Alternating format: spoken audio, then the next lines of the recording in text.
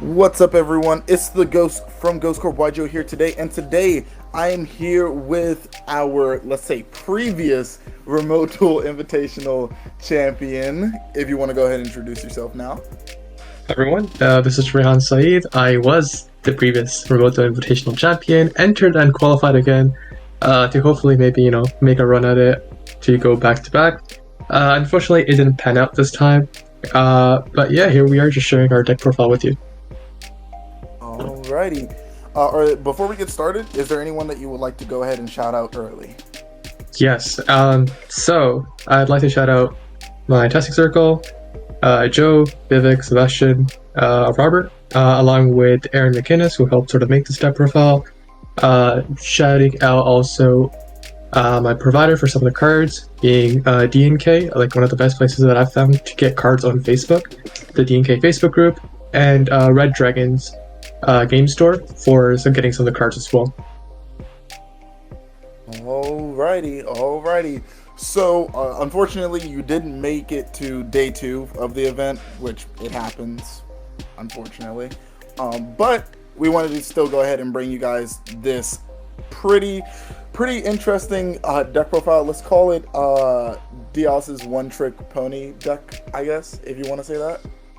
Yeah, sure. So, for those that don't know, I guess, I really started playing the game with INVOKED SHADDOLL. It's one of my favorite decks. Trying to, get it max rarity where possible. And, I've put it down for some time just because, I didn't think, the metagame called for it. But the way the Invitational is shaped is that because it's only, a 16-man locals of sorts, you sort of can really make a good call as to, what people are usually playing. And so, based on the RDIQ results, I figured that most people will be playing whatever they qualified with. And so I was under the impression that there would be mostly Drytron and Dragon Link, just because Dragon Link has been getting a lot of popularity, and with Prank Kids out of the format and Tri-Brigade perhaps one of the more weaker decks in the format at the moment, I figured that people would flock to Dragon Link, and so I didn't want to play Dragon Link Mirrors, but I thought that the SHADDOLL Invoke deck has a really good matchup going into Dragon, and has historically always been an anti-Dragon deck. So I figured that this would be a great deck to play just because you're not going to be expecting rogue options, and you're mostly playing things that you do expect being just the metagame, Drytron and Dragon, which both fall to Winda. Overall, that call was very much accurate. I think roughly 50% of the field was Dragon Link. Just under, I think, roughly 40% was Drytron. The next most represented deck was Tri-Brigade, and then there was sprinklings of Striker and Striker, this, I guess, so I was the only player playing this, and PK. But overall, very metagame heavy, and I think the call I made was very good. I wouldn't say that any card in this deck was, poorly picked. I think, sometimes you have your days and sometimes you have your hands that just don't turn out well. But even then, I think just the quality of players that I played was really high in this event. I played 3 people who I know for sure have multiple tops and are overall just really great players. So I wouldn't take anything away from the deck. I think just the people that were playing in the event were just really well on this. I guess I just got outplayed. So yeah, I can start off with the main deck and just dive into it. So it's nothing extravagant, just very stock standard. You have your invoked package. It's what people are playing. Not much to share over here. There are 2 invocations.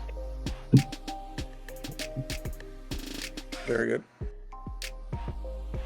Triple Nadir Servant. Triple Ecclesia. Then the 1 Maximus. So essentially, I maxed out on Ecclesia because people were essentially playing a much smaller Dogmatika package, but playing a larger SHADDOLL package. And I think that's almost wrong because the SHADDOLL monsters are all bricks. They don't do anything.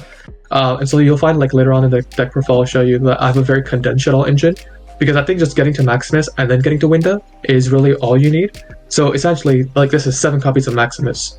And then just setting up your SHADDOLL package with Schism, I think is roughly all you need. And I think this ratio was really good. And the 1 Flare, just because against almost every deck, setting up a Mechaba, Schism, and Flare just gives you such a variety and disruption. Yeah. One of the things that I've seen really pop up in the metagame right now is Droplets almost being main decked and the Dark Ruin on the side. But it's kind of weird to use those cards against this deck, because a lot of times I'm committing my Mechaba negate before I use Schism. so that my opponent has to play to the Mega Bend negate, and then they need to hold droplets for the Winda, but then also play around this. So the effect of droplets is almost kind of mitigated. And against Dragon Link Schism, sending a monster as well just adds so much diversity within the disruptions that you have to face against the deck. That's why I was also just playing Maximus, because it sort of increases the diversity and like the types of interruptions that you have. This is something I was sort of iffy on until Aaron suggested otherwise, was main decking the 3 Shaddol Fusion, because the only targets we were playing were Aerial and Dragon for going second, usually making App Cologne. But against Tri Brigade, you can also just make a Winda and then turn off Revolt while also just getting rid of cards as well. No complaints, never brick per se. I mean, having Shaddol Fusion in the deck is always just like a blowout, just because going second against Dragon Link, your engine and like all your power spells can just take care of their board very easily. And I don't think like this deck needs help going first, just because your going first board is just so consistent, right? Like you have 7 copies of Alistair, 7 copies of Maximus. And then the 3 Prosperities. So I don't think the deck needs help going first, but like, going second with Shaddol Fusion in your deck, it's really good. Drawing as a 6 card or drawing it off for Prosperity. So a really small Shaddol package. Again, just because I think the Shaddolls are bricks, they don't do anything, and these are the most impactful Shaddolls that you can have in your deck. Prosperity for consistency. Triple Tactics. Triple Droplets. Just power spells, going first and second. Very good into the Drytron board. The Dragon Link board. Just because like it gives you then like so many things to negate, and usually nowadays it's a very mid-range deck wherein like they're only ending on like 1 negate usually and like plus hand traps. And then this deck just attracts hand traps because of Alistair. So I thought Taunt was pretty good. Kicks care of rips a card from hand, and that's always really strong. I was on the round 1 feature against Justin Singh, and so like if you want to see like how good these cards were going into Dragon Link, I highly suggest you check that out on Konami's official channels. The one Call of the Grave, just power card, and then I went with exactly, just because like Alistair is so hand trap prone that you might as well just have it. It's also just very good to draw going second into Dragon Link because it just devastates Seal. So really good against that. And then I was going with a very minimal hand trap lineup, just because I think this deck isn't great on hand traps. You would rather just see power spells. So I went with 3 Ash and 3 Droll. Droll because I knew there's going to be a lot of Drytron and Dragon Link, and it's also just decent game 1 against Tri Brigade. So this going second against both Tri Brigade and Dragon Link, I set it on my hand traps, and I would just play like power spells, just because people are now playing like droplets in the main, and Dragon Link just eats up hand traps. Tri Brigade has like cross out and things like that now. People are playing, so you would rather just not see hand traps and then just fall to talents, but rather you would let them have like a dead card in hand or dead cards in hand, and then just break their board very easily. That's fair. And then 2 traps. People started cutting this, but I think it's really good, especially into like Dragon. Again, people playing droplets, Dark Ruler.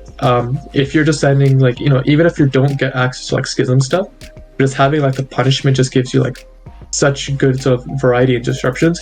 And the Shaddol Schism, like one of the best cards in this deck. So that was the main deck. I think the main deck was perfect. I would literally just not change anything. It was really good. And I think this deck is actually kind of decent going into build format as well, just because of I think Sword Soul is kind of hyped, and people might just be flocking to that. And like this deck plays really well with Sword Soul, both going first and second. Like they really just end on 1 Omni negate, usually the one targeting negate, which kind of just does nothing against this deck. And then with people now playing Phoenix Enforcer, I think the Shaddol package actually kind of gets better, not for the sake of that you're gonna use it and then because of Phoenix Enforcer's on the field, so because Aerial just gets rid of Phoenix Enforcer, Dasher, and Celestial, and that gets rid of the entire package, just preventing like insane follow-up. So I think Shaddol Fusion engine is kind of really good into that. So that was the main deck. We can go into the extra. The extra is very kind of a stock standard. You have your Shaddol package, being the 1 App Cologne, the 1 Construct, and then the 1 Winda. Um, Against my round 1 opponent, against Justin, I basically didn't actually make Winda going into his board. Instead, I saved it for when he was on very few cards and he made seals. And I just made Construct with Schism sending the seals and the Construct sending Aerial, just taking out his Chaos Ruler and any sort of follow-up engrave. So I think that was really good, and that's something that's really sort of underestimated, is the Schism send. Everything else is like, it is a Shaddol package. Very good. And again, just very minimal, just because the Shaddols are kind of like the weakest part of your deck, and they're only there for like a 1-turn push. Yeah. The little Alistair engine, Secure Gardener thing. I wasn't playing the Artemis, because you need to have an extra deck monster to have Maximus be live. So I couldn't play the Magistus, and instead needed the Almirage. So there's that. The Invoked Fusions, Megaba, Purgatrio, Guades, Raijin. So one of the reasons that I played this deck is because there's a lot of new upgrades to like the rarities. So I really wanted to play like shiny Invoked Dogmatika cards. Yes. But overall, I think this was like the weakest one, quote unquote, but it also comes up often enough that, if if you add Invocation, your opponent rolls you, just make like Raijin, which is actually just decent against Tri Brigade. Even Dragon Link, that's actually really good. Everything else was used, but Raijin was like by far the least used, and it is likely overall just the most cuttable moving forward. Okay. I banished it off for Prosperity a lot of times. Used Ash Dragon an insane number of times. Double Entes, just because going into a board you can use Meteor Servant, send 1 Entes, and then with Maximus send another Entes. So it's like you just get 2 free pops. So really good cards to use for the Dogmatika engine. And then I was siding Super Poly. So Starving, my dragon. Starving Venom. Yeah, Starving Venom just because it has a lot of synergy with against Dragon Link. There's a PK player, so against that. Even just going second, like you can just going first, you can just set Super Poly and just blow out your Dragon Link opponent, just make it starving. So there was that. My dragon for like any sort of like weird matchups that Super Poly would exist in. Like it's really good against like Virtual World because like you Shen Crystal Wing and then just turns off Chi Chi as well. So really good in that matchup. The new deck that's kind of like popularized now is that Synchro Cat build, where they use that Fabled tuner to end on Double Dragon Lords, Appaloosa, Revolt, and Herald of Arclight. Right. And Super Poly breaks that board, or at least doesn't break that board entirely, but takes care of 3 disruptions, right? Because Super Poly discard a card, you use Double Dragon Lords, Appaloosa, both wins to make this, and now this either beats over the Herald or it baits the Revolt. So Super Poly alone just like breaks that. Yeah, my dragon's actually decent, but didn't come up. But in theory, it was there as a safeguard. I know those cards very well, being a Grand Maju player. Super Poly is my best friend. I would say Grand Maju connoisseur. Absolutely. Kind of overperformed was Phantasme. Going second into Dragon Link and Tri Brigade. Literally the only card I was siding in. Just because, again, you want to see your power spells. Hand traps don't do enough, I feel. So Phantasme was nuts. Round 4 against my Tri Brigade opponent, I had Lightning Storm and Phantasme, and usually that conflicts. But he didn't go for the Appaloosa. Instead, he went for Rugal, Double Dragon Lords, Revolt set, and another set. So I was able to use a Lightning Storm, bait out and force out the Revolt. But because he also made an Omen, I was able to go Phantasme with Chain Link 1. And because he had 3 Link monsters, I was able to just draw 4 cards, which was insane. Other times my Phantasme randomly just drew me Droplet's Talons, going second into Dragon Link. So Phantasme kind of overperformed, and it's really good in this deck that suffers in consistency. Just because you're putting a body on board. For the I forgot Verte. Right, Verte was here as well. Sorry about this. But you're putting a body on board. You're protecting from negating because people are playing tidying, mailers, things like that. And it's really decent. Even just going second into Dragon Link, you have this, which makes your Super Poly even more alive now, because now you can get rid of the Savage for Starving Venom. So this kind of overperformed.